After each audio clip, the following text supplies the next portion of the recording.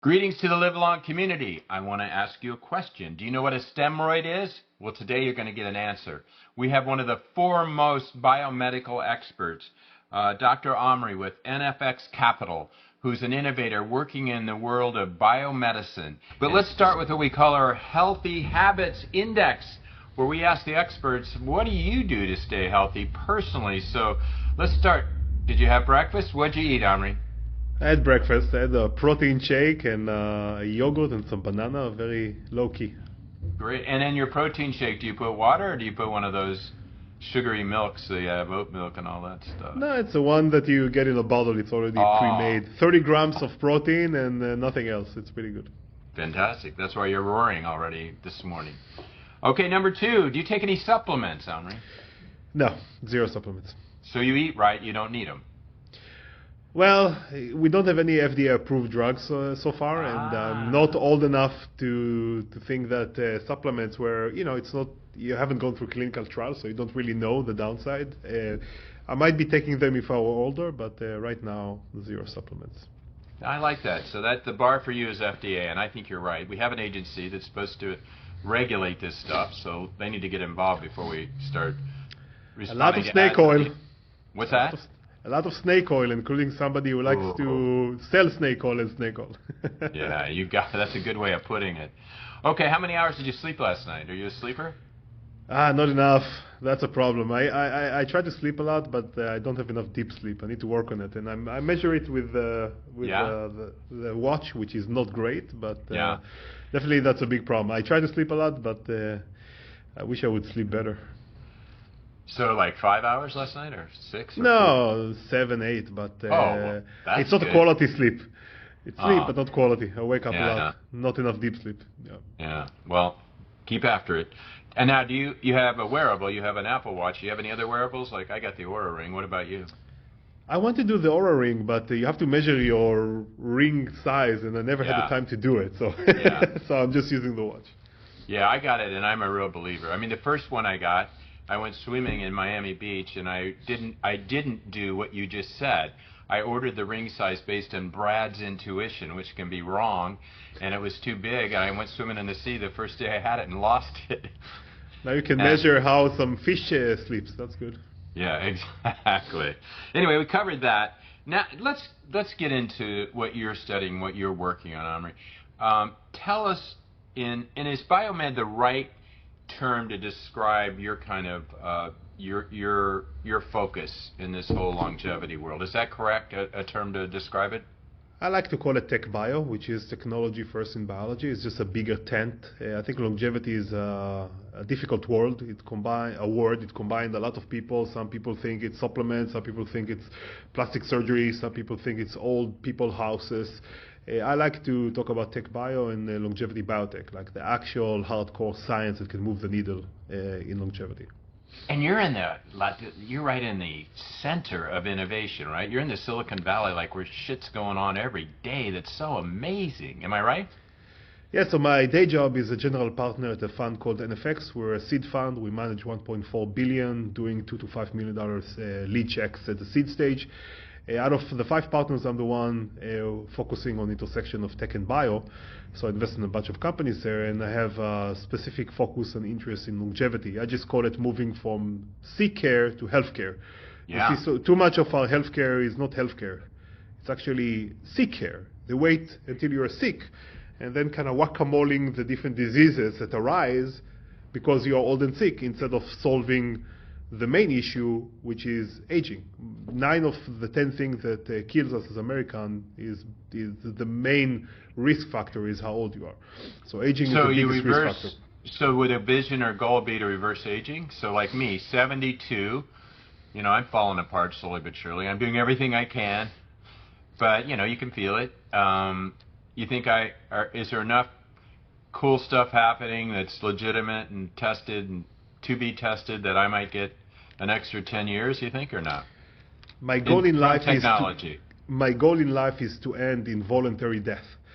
So, and definitely aging is part of it. And some people hate their birthday because they feel, I'm getting older and older and closer to the end. I love my birthday because I feel like I survived another year in my goal of living in the future.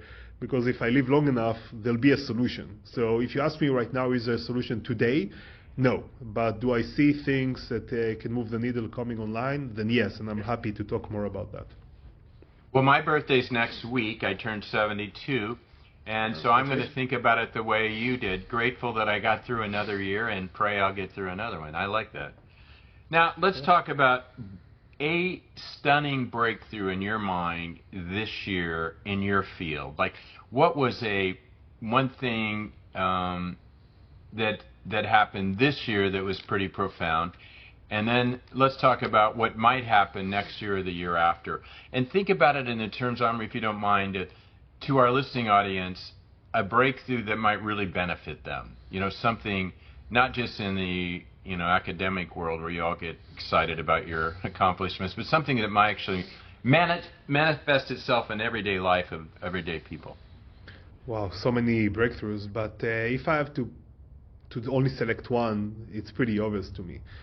Professor Yaakov Chana from the Weizmann Institute in Israel has published, it was a cover of Nature about a year ago, and it's still being developed, something that I think will move the needle the most in longevity and fertility. It's the ability to create stembroids. Stembroids are stem cell derived human embryo models. So imagine taking cells from an adult, turning them into embryo model that can grow outside of the uterus in a bioreactor to produce young, genetically identical replacement for every cell and every tissue potentially in the future. I think that's an amazing breakthrough. I think he'll win the Nobel Prize for that, and not enough people know about it, though it's been around in the And tell me the breakthrough again scientifically. Let's just, what did he discover that was so profound? Was it... Yeah, so, everybody knows how to create a baby, the bees and the birds, right? So sperm, egg, and the uterus. So what Professor Yaakov Chana was able to do is to get adult cells, turn them back into induced pluripotent stem cells. So that's a Nobel Prize for the Yamanaka factors, and then turn those cells in a special way to what he calls stembroid or stem cell derived embryos, something that is made of stem cells. It doesn't look. You don't need to use any sperm or egg. There is no conception, and the aggregate of those cells somehow creates structures that looks like an actual embryo. And he was able to grow that outside of the uterus in a bioreactor. In mouse, he was able to get to half pregnancy, to day 8.5 out of 20. In human, he published on the cover of Nature getting to day 14, and currently in the lab we got to day 21 and kind of pushing it forward. Now, does that mean there's no human egg and no human sperm? This is all artificial, this embryo? It's made from... Stembroids, which are a derivative of the... Oh, I'm sorry, say it again. Stembroid. Okay. Yeah. They are created, not the embryo. So what happens is you go to adults with their informed consent. You take some of their cells, blood. You take the cells. So you go. How do you do that? How do you extract them? Or you a biopsy or blood draw. Yeah? You take some of those cells. You turn them into induced pluripotent stem cells. You split those to 3 populations. You push one population to become the yolk sac, one the placenta, one you keep as very naive stem cells. You co-aggregate those cells. In mouse, you only need 25 cells. In human, 120 cells. You grow them in a dish, and then you move them to this bioreactor to grow even further. And somehow, I think that's the kind of the beauty of nature. If you go all the way back to state 0 of the cell, if you think about the cell as a computer running a program, when you go to the basic state of the program says, make something that looks like an embryo. Because when you go to the first state is when sperm and egg come together, you have the first state of a cell. It tells that cell to become an embryo that becomes a whole body. So we're just recapitulating that, and people thought there is something magical about the egg or the uterus that is required, but it seems like not. And you can create stembroid or stem cell derived embryo models without that. And when you think about it, the importance of that, if you go a little bit backwards, is that nature solved aging. What do I mean about that? Older people like you can find a 40-year-old woman and have a baby, and even though your cells are 72-year-old and her cells are 40-year-old, the baby will be 0-year-old, right? Nature know how to reset aging if you go through one cell. And the one immortal creature that we know about, the immortal jellyfish, that's how it works. It goes all the way back to one cells and grow again. And human, we solved aging for our cars. You see a lot of old cars running around. How do we do that? We're not fixing every small thing that break down when the car ages. We just replace the engine, replace the doors with young parts. So if you can merge those two things, if you can find young, genetically identical cells and tissue for humans, we can gradually replace and renew them. So I have a bad, is it like open heart surgery where they replace your heart, or is this is, like, say I have a bad heart, let's just apply Brad Inman, 72-year-old case study for you. I have, 3 stents in my heart. I have to watch it really, really closely, test it all the time, be really careful. How might this help me, or is the heart out of the domain? Or give me a human example. It's a great question.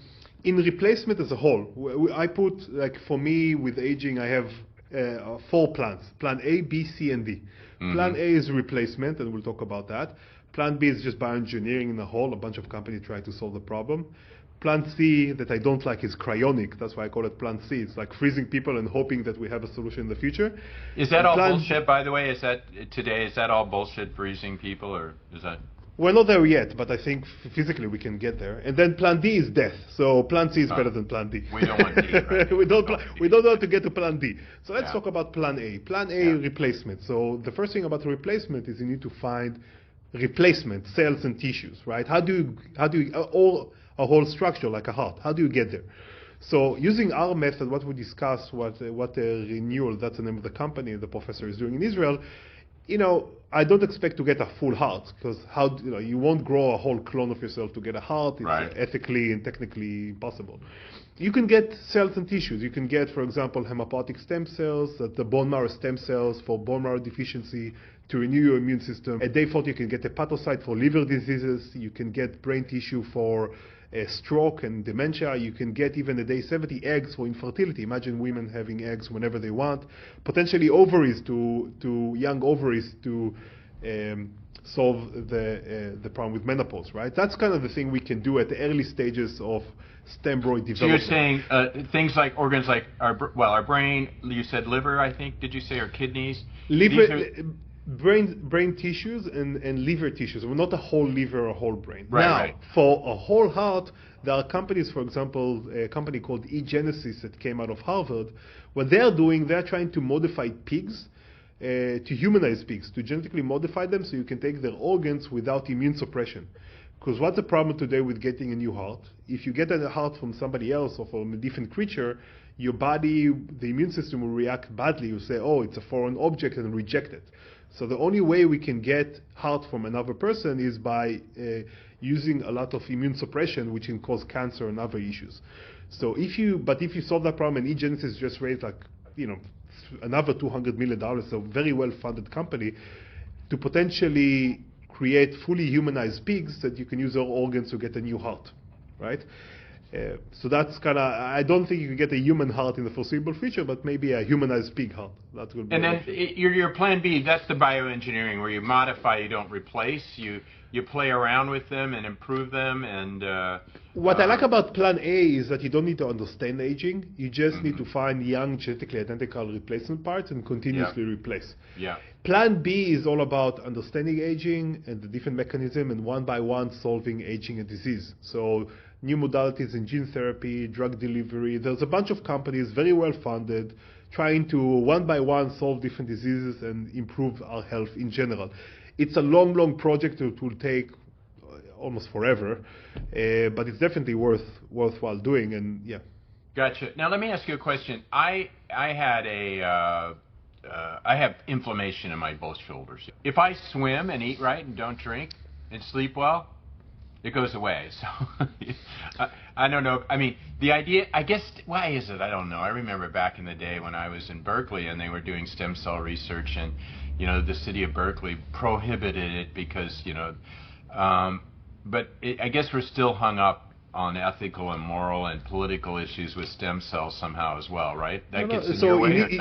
initially, stem cells, people were against embryonic stem cells because a way to get young stem cells that they have the potential to divide many times and to differentiate to the right cells, or to take it from embryos from abortion. And in the US, it was ethically kind of unsettling people. And then Yamanaka got the Nobel Prize for discovering the 4 factors, Yamanaka factors, that can turn adult cells into induced pluripotent stem cells, that we can potentially differentiate them to a bunch of other cell types and use them. But the problem is, it's not a perfect process, and you cause a bunch of issues when you go to produce induced pluripotent stem cells. And then differentiating them to the right cell type is very hard. The way nature is doing it is you get one cell, egg and sperm coming together, and then that cell, that embryo, develop and create all the different cells and tissues perfectly differentiated. And as we as humans try to kind of replicate that process by just dropping chemicals here and there, we're not getting perfect cells. So many cells we cannot differentiate, and even the cells which we can differentiate, when you compare them to natural cells with things like RNA sequencing, they don't look the same. So, but there are different sorts of stem cells. People use some fat stem cells from the person's own body, or cord blood stem cells. It's a whole process. Again, depending on your how sick you are and your age, like I would wait for things to get approved, because then the bar is just very high. And again, if you're young and fairly healthy, why risk yourself, right? If you're older, then I guess, because again, FDA process costs a lot of money and can take a lot of time. And for some indication, because it's so costly, there is no a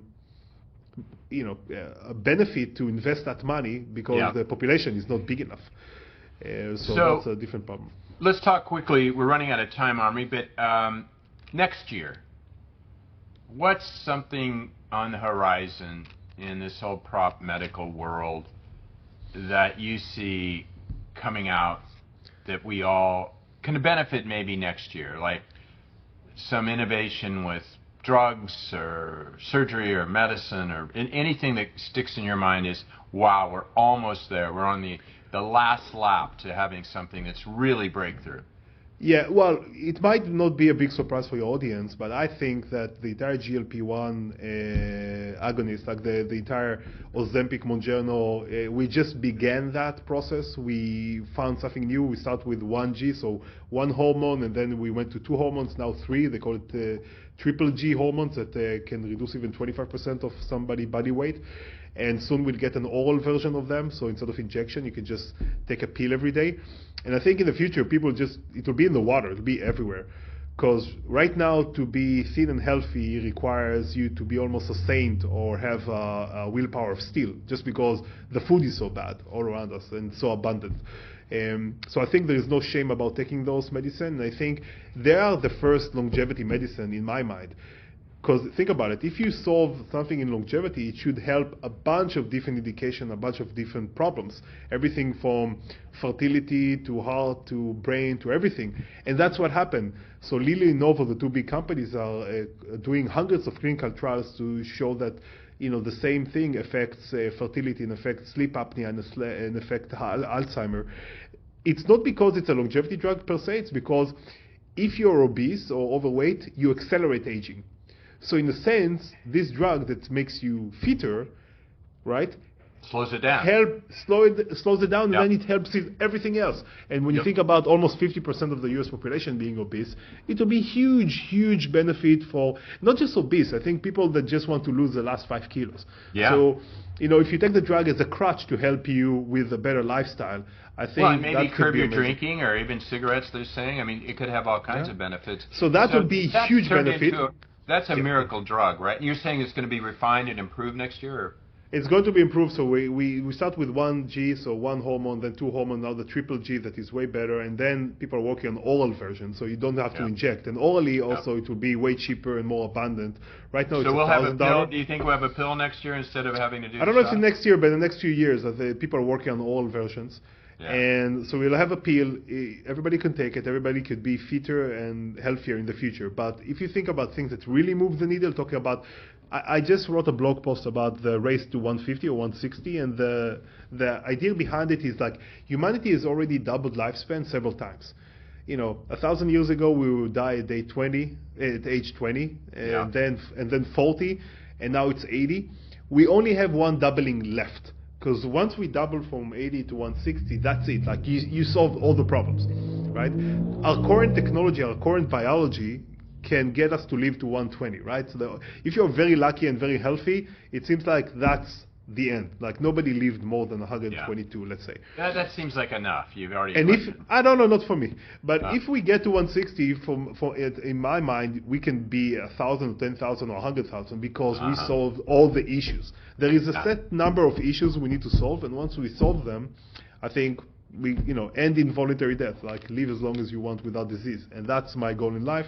And the way to go about it, again, replacement, bioengineering, that's the main things, and people are working on it. And you laid it out perfectly. Omri, get busy, though. I want you to get off the phone with me and work on this. So I'm 72. I want to get in on this 160-year program. So come on. I'm 46, and I'm hard, feeling man. it. So go hard, yeah, man. You're 46?